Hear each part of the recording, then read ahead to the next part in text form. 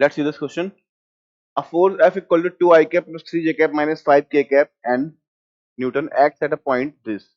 The torque of the force about the point this is. ठीक है. तो अगर हम सिंपली यहाँ पे भी देखें तो ये भी जो क्वेश्चन है हमारा टॉर्क पे बेस्ड दिया है ना, तो जो कॉन्सेप्ट यूज उसमें होने वाला है वो टॉर्क कैलकुलेट कैसे करते हैं वही कॉन्सेप्ट लगाएंगे, है ना. अब उसने क्या किया हुआ है,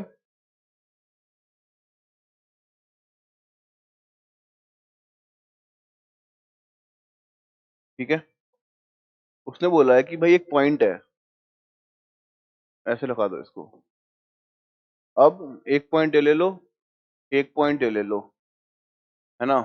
तो उसने बोला है कि जो ये R1 वाला पॉइंट है ना, इस पे मैंने फोर्स लगाया है कुछ, इस पे कोई मैंने फोर्स लगाया है, और इस पॉइंट की जो वैल्यू है that is 2 I cap plus 4 J cap plus 7 K cap, ये है.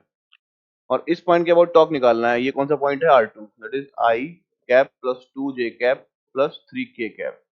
ध्यान थोड़ा ये रखना है कि आप लोग क्या करोगे, R1 R2 देख के R2 माइनस R1 करके आंसर निकालोगे, उससे आंसर गलत आएगा, क्योंकि जो डिस्प्लेसमेंट वेक्टर है उसका हेड यहाँ पे आ रहा है ना, तो दिस माइनस दिस करना पड़ेगा आपको, है ना. क्वेश्चन की लैंग्वेज थोड़ा खेल गया है वो, इसी वजह से आपके साथ आंसर आई थिंक थोड़ा गड़बड़ आ रहे होंगे. और फोर्स की अगर मैं बात करूँ तो जो फोर्स है that is 2 I cap plus 3 J cap minus 5 K cap, ये है फोर्स. आइए सिंपली इसको सॉल्व करना है, बाकी कुछ भी नहीं है इसमें. टॉर्क का जो फॉर्मूला होता है हमारे पास वो क्या होता है,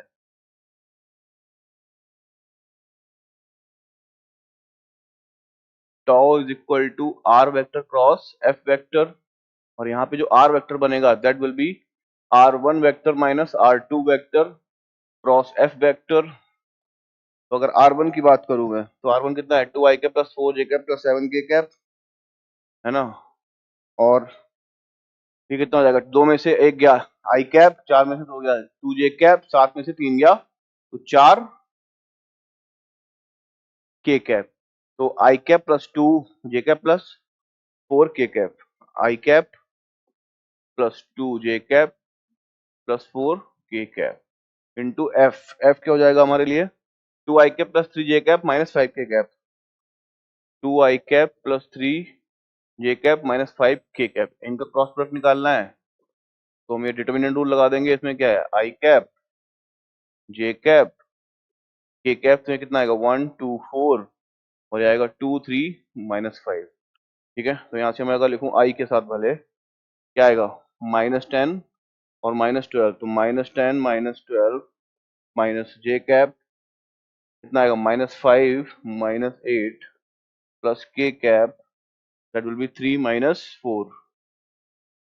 ठीक है. तो अपना जो आंसर आएगा that will B -22 I cap plus 8 5 13 13 J cap plus plus तो नहीं आएगा, आएगा माइनस K कैप. ठीक है. So this will be the answer for this question. तो आंसर क्या हो जाएगा आपका, डी, न्यूटन पर मीटर. न्यूटन पर मीटर नहीं, न्यूटन मीटर. ठीक है. सॉल्व कर सकते हो इस तरह से इस क्वेश्चन को.